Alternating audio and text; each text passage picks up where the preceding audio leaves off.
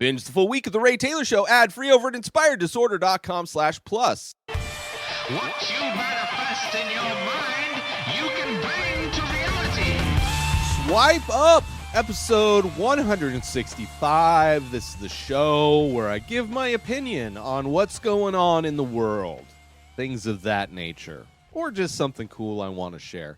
Let's get into it, shall we? Starting off with this little piece of news here. The FCC votes to include texting in upcoming suicide prevention hotline. So apparently this hotline is number 888. So if you dial not 988, what's wrong with me? Dial 988 for a suicide prevention hotline. They're adding texting to the mix, which is great. Anything to prevent people from killing themselves is a great thing. Personally, the times in my life where I have felt those feelings, I am not like the farthest thing from my head, my brain, my emotions, my thought process is calling for help. But I am not every person, and I'm sure there's a lot of people who suffer far more than I do and have. That utilize or will utilize this service. And texting is a great alternative. I mean, I'm not a big phone. I hate talking on the phone. I don't like having to call in to deal with things. I prefer going through like a website, or if I can text to order or deal with an issue, I would much rather do that. But you know, having this option to text is a great thing, you know, a wonderful thing.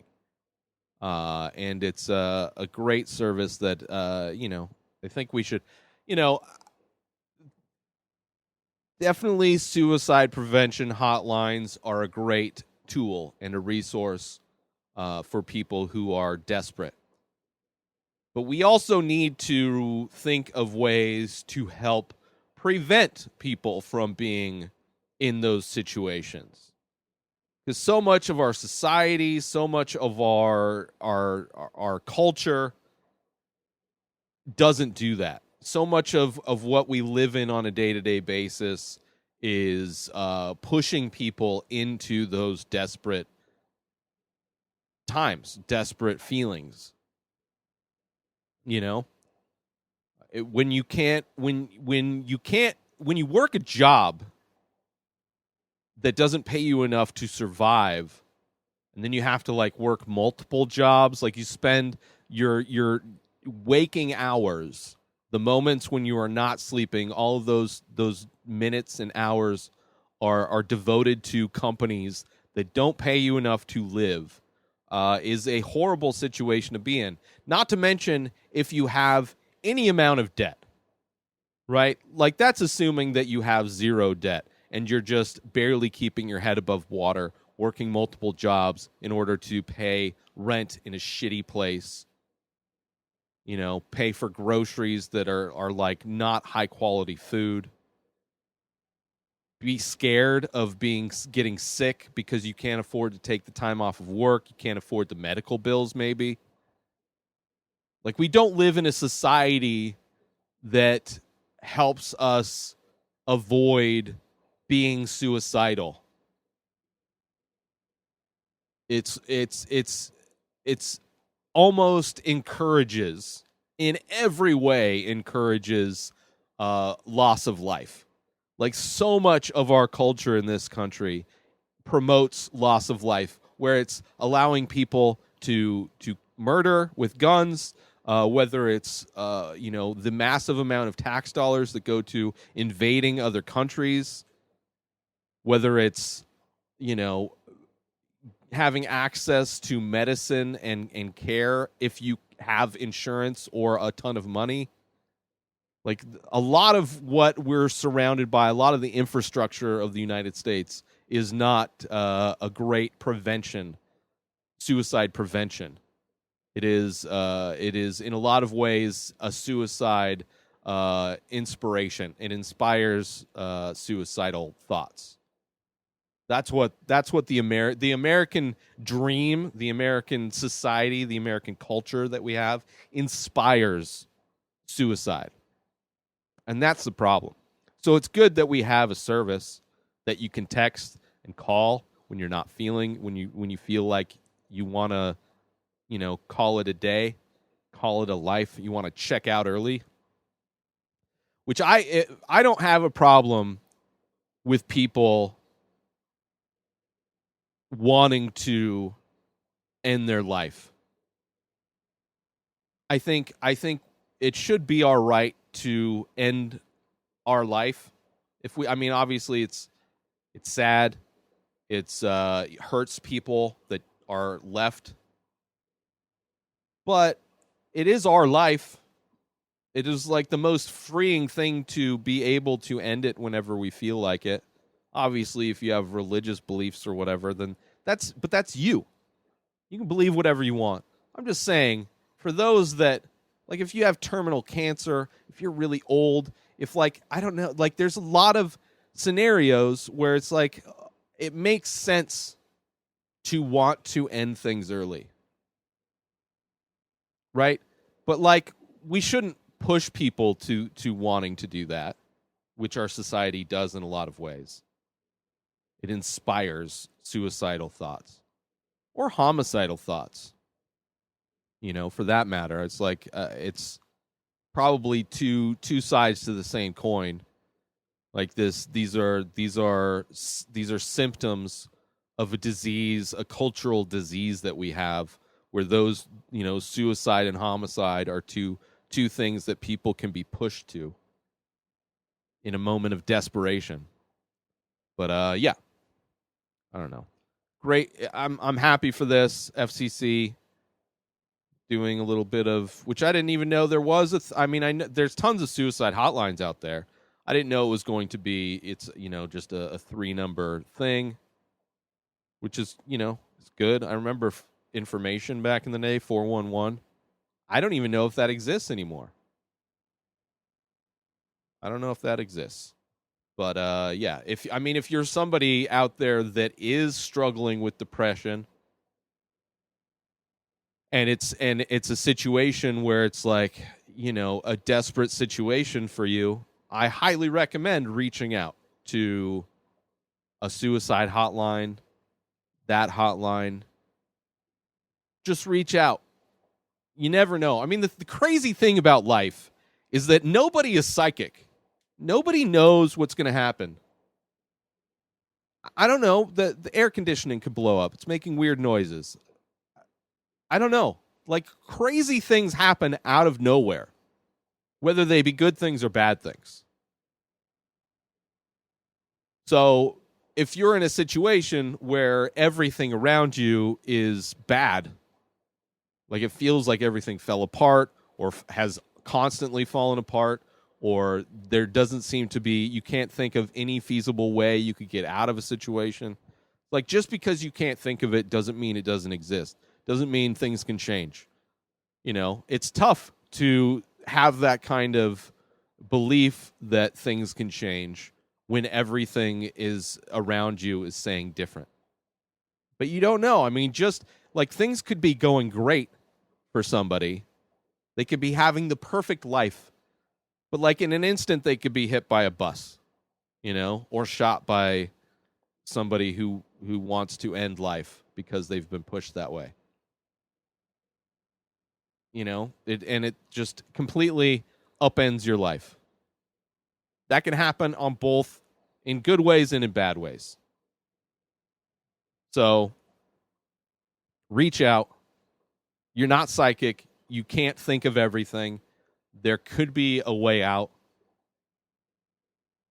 Right? There could be things, steps that can be taken that will lead you away from where you are, that's making you, or it could be a chemical imbalance. Who knows? Get help. Mental health is it's an important thing. It's an important thing. And, we don't all have the means. I know I don't.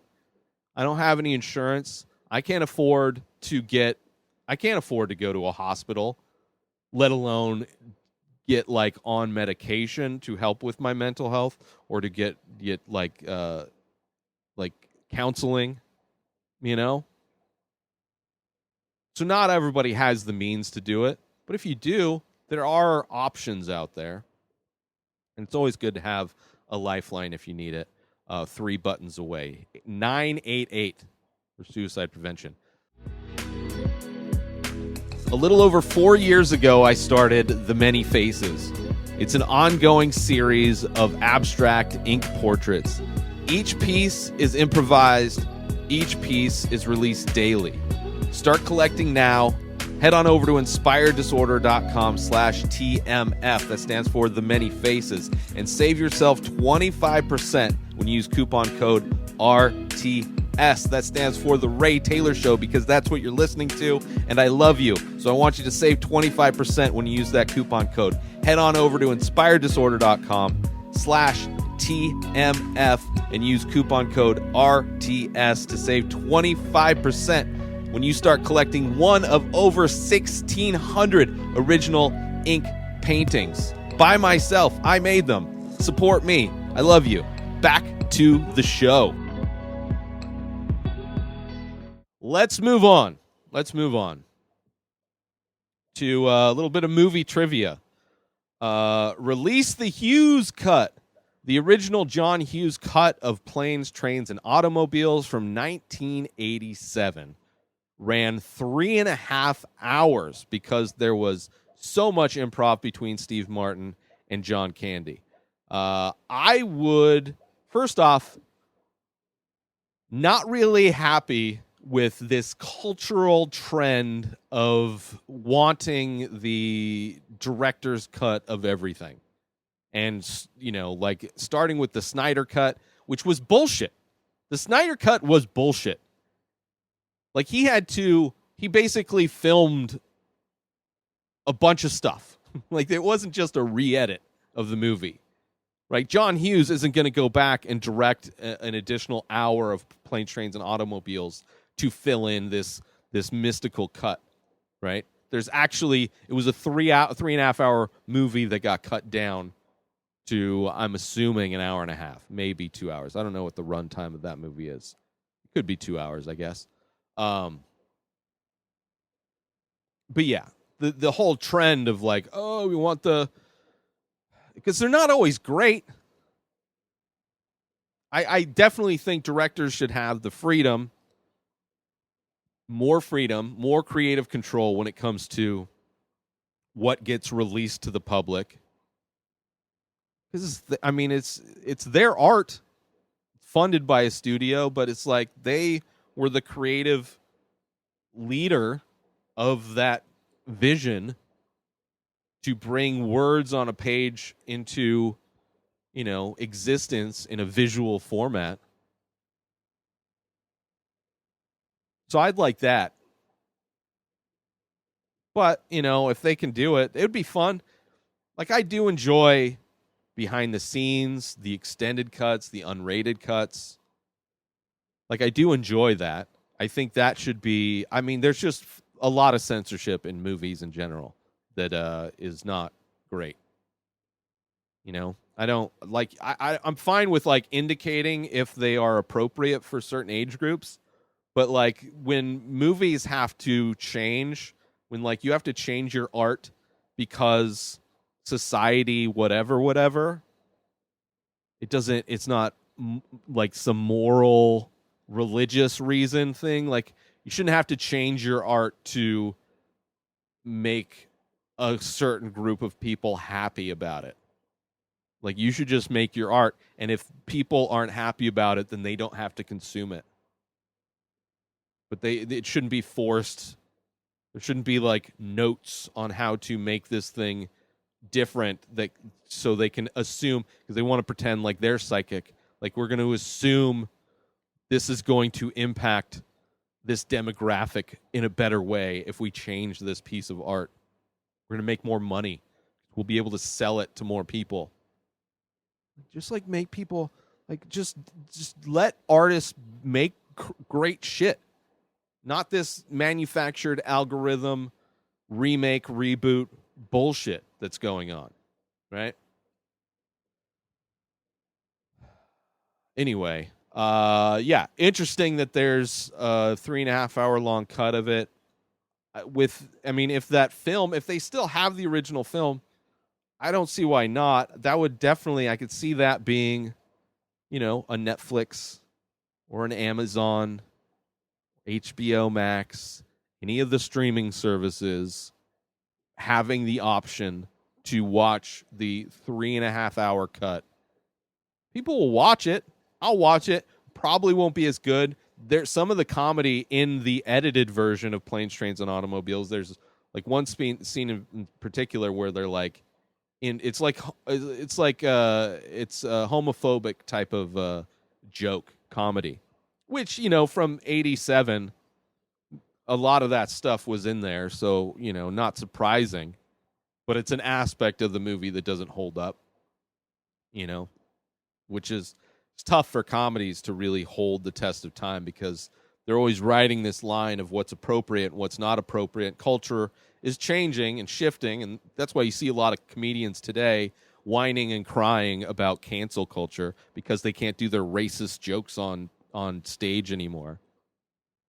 They can't, the easiest comedy is to be offensive, and what's appropriately offensive is changing so people can be nicer to each other, and they're crying about it. But that's the thing. It's like they're making comedy for people that will only enjoy it today. They're not really thinking ahead. They're not. It's very short-sighted. Like, you got to be thinking way ahead if you want to be a comic that doesn't, that holds up, where you can watch a special 10 years from now and be proud of the work you did, not be cringing because, that was just hack racism, hack homophobia, or transphobia, as it were, to be more current with Dave Chappelle. Watch the newest Dave Chappelle. It's such a bummer. So many comedians, such a bummer. They're just planting their feet in the sand and just I'm just going to keep making the easy comedy. I don't want to have to change. Liberals are hard to make laugh. I can't make liberals laugh. They're just not fun. I want to be able to do my racist stuff. It's not real racism. I'm playing around with the thing. Anyway, let's move on to something everybody knows, obviously, which everybody should have known if you have seen any clip from the trial of Kyle Rettenhaus. You knew, without a shadow of a doubt, that he was going to get let loose. Wisconsin, right? If you ever seen a show called Making a Murderer, we kind of know the level of the justice system in Wisconsin. You see the judge, who is so out of touch. He is somebody that is only qualified to be a greeter at Walmart, and yet he's making life and death decisions as a judge. A judge. You have prosecution that barely, I'm sure, were told to let their foot off the gas. Considering it's Wisconsin and it's a white boy that's being accused of murder. Motherfucker drove across state lines. His mom should be in prison. He should be in prison. Drove him across state lines with an assault rifle to kill people. And what did he do? He killed people. This whole idea of we got to protect the businesses. Why is it culturally okay to care more about a stranger's business? Somebody you have no idea about, this person. You care more about a property damage than you do about human life.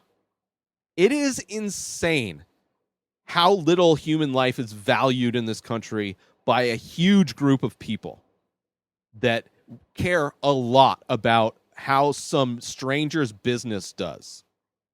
People complaining during the pandemic, we got to open the businesses up. They don't run any businesses. They want other people's businesses to open up. Meanwhile, what is that going to lead to? death. Because we don't value human life in this country. It's why we have to have suicide hotlines. There is zero value of human life. Zero. We have cops killing people on video, harassing people on video multiple times a day. You see these videos of cops just being terrorists, government-paid terrorists.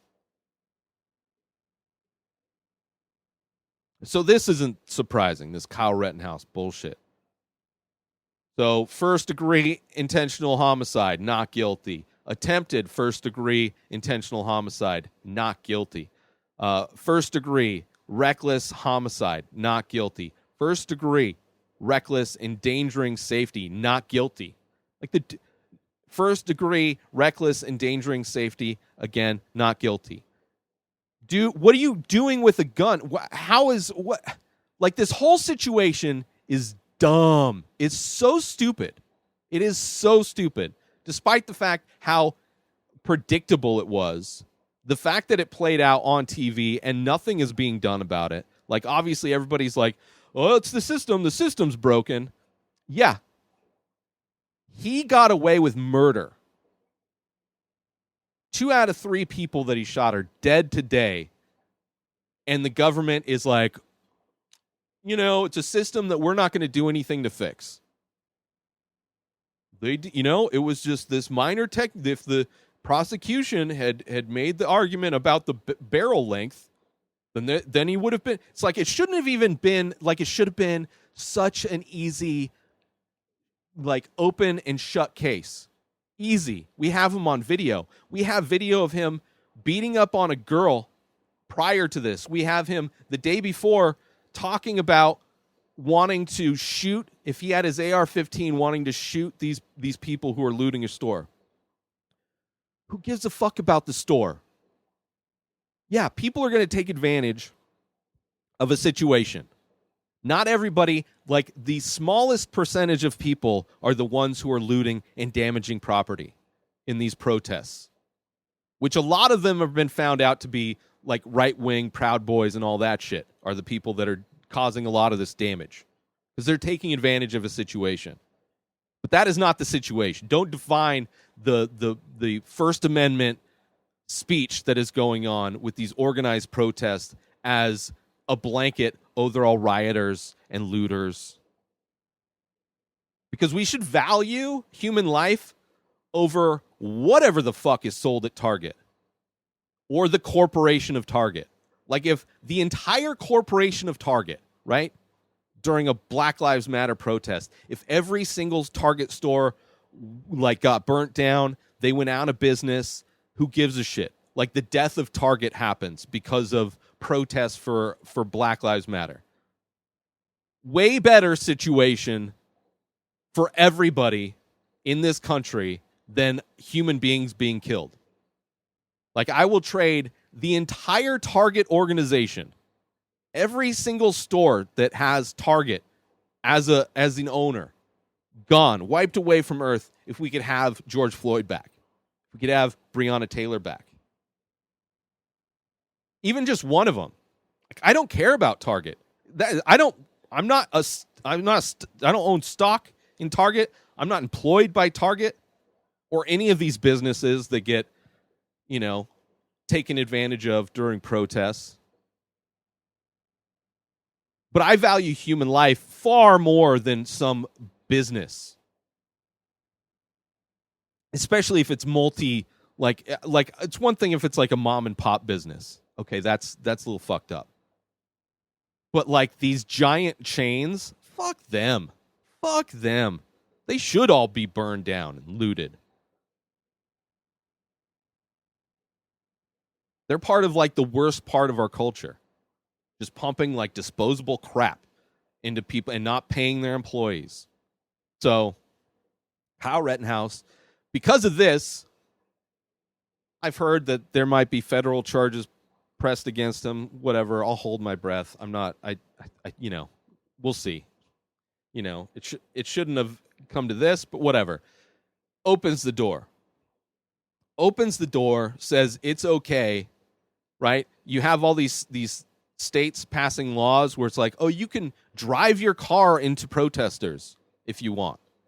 You won't be charged with anything. And now they're basically saying, oh, you can take your gun, cross straight lines. Your mom can drive you too. Cross state lines, kill people. Guess what? Not only are you going to be a free person, but every single Republican will want you on they want you as a figurehead for their campaigns. You will become famous. That is what they're saying with this. You can end people's right to free speech and have a career afterwards. It's like, as it would be like the movie industry hiring a movie theater shooter because they know, like, for promotional purposes. It's like, what are we doing here? Why is this kid at all a hero? He murdered people. He put himself in a situation that he wanted to be in with a tool designed specifically to end life. And he killed people, and now he's free. You know, he's a millionaire probably right now with all the money being thrown his way from all the right-wing white supremacists, all that bullshit. I wouldn't be surprised if he, does a little podcast tour. I mean, we'll see. We'll see what happens.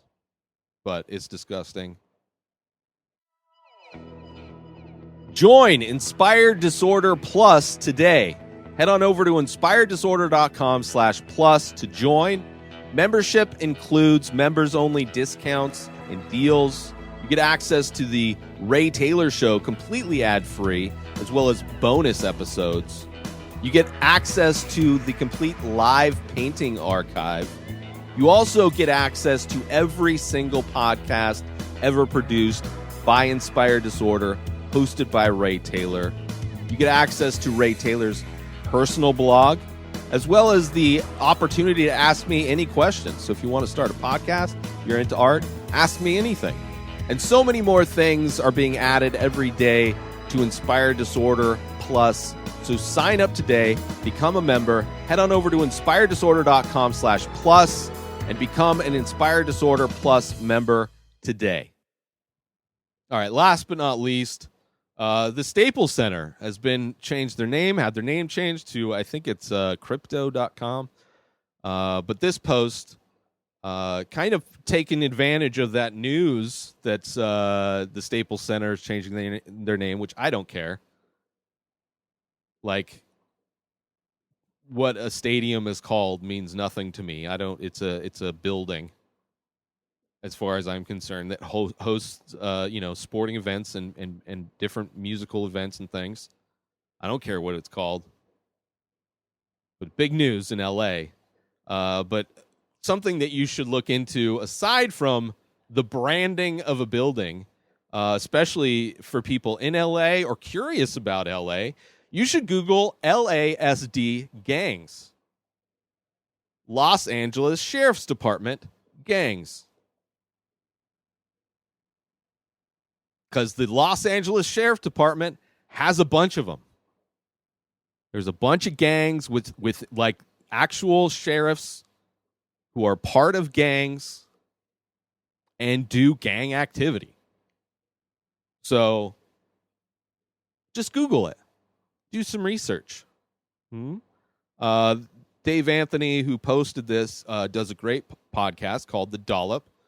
I don't know if they've done an episode specifically on the Los Angeles Sheriff Department gangs, but they've definitely done them on the LAPD.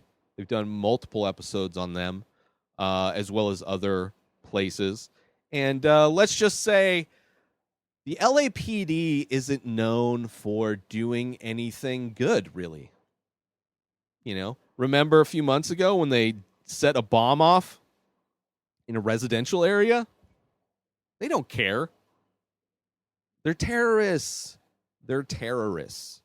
So Google LASD gangs and, get informed on what's just see. Just see the different. Just you don't have to dig in deep if you don't want. You can. There's a lot of information there. But that's it. Let's do some shout outs. Let's get out of here.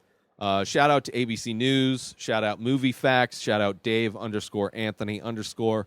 And make sure you Google LASD gangs. But most importantly, shout out to you.